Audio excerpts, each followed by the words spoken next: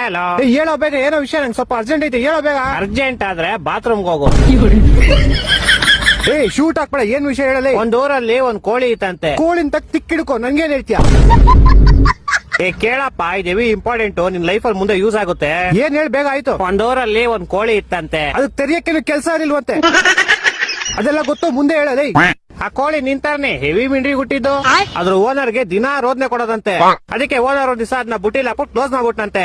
ಆದ್ರೆ ಕೋಳಿ ಹೆವಿ ಮಿಂಡ್ರಿ ಹುಟ್ಟಿದ್ದು ಹಿಂದೆಯಿಂದ ತಪ್ಪಿಸ್ಕೊಂಡ್ಬಿಡ್ತು. ಆಮೇಲೆ ಈ ಸಲ ಒಂದ್ ಕಬ್ನದ್ ಕೇಜಲ್ ಕೂಡ ಹಾಕ್ಬಿಟ್ಟು ಬೀಗ ಹಾಕ್ಬಿಟ್ನಂತೆ. ಆದ್ರೆ ಕೋಳಿ ಮತ್ತೆ ಮಿಂಡ್ರಿ ಹುಟ್ಟಿದ್ದು ಈ ಸಲ ಹಿಂದೆಯಿಂದ ತಪ್ಪಿಸ್ಕೊಂಡ್ಬಿಡ್ತು. ಅದಕ್ ನಾನೇನೋ ಮಾಡ್ಲಿ, ನೀನ್ ಕೇಳಿಸ್ಕೋ. ಈ ಸಲ ಓನರ್ಗೆ ಫುಲ್ ಕೋಪ ಬಂದ್ಬಿಡ್ತು. ಆ ಕೋಪಕ್ಕೆ ಅದನ್ನ ಕಟ್ ಮಾಡ್ಕೊಂಡ್ ಚಿಕನ್ ತಂದೂರಿ ಮಾಡ್ಕೊಂಡ್ ತಿನ್ಕೊಂಡ್ಬಿಟ್ಟ. ಈ ಸಲ ತಪ್ಪಿಸ್ಕೊಳಕ್ ಚಾನ್ಸೇ ಇಲ್ಲ. ಆದ್ರೆ ಕೋಳಿ ಮಿಂಡ್ರಿ ಹುಟ್ಟಿದ್ದು ಬೆಳಗ್ಗೆ ಬಾತ್ರೂಮ್ ಹೋದಾಗ ಹಿಂದೆಯಿಂದ ತಪ್ಪಿಸ್ಕೊಂಡ್ಬಿಡ್ತು. ಅದಕ್ ನಾನೇನೋ ಮಾಡ್ಲಿ, ಲಾಸ್ಟ್ ಅಲ್ಲಿ ತಪ್ಪಿಸ್ಕೊಂತಲ್ಲ ಕೋಳಿ, ಅದೇ ಭಯ ಹಾಕೊಂಡ್ಬಿಡು. ಈ ತರ ಹಿಂಸೆ ಕೊಟ್ರೆ ಜನಗಳಿಗೆ ಯಾರು ಬದುಕ್ತಾರ? ಅವ್ರ ಅಪ್ಪಂಗ್ ಕೊಟ್ಟಾರ ಅವ್ರ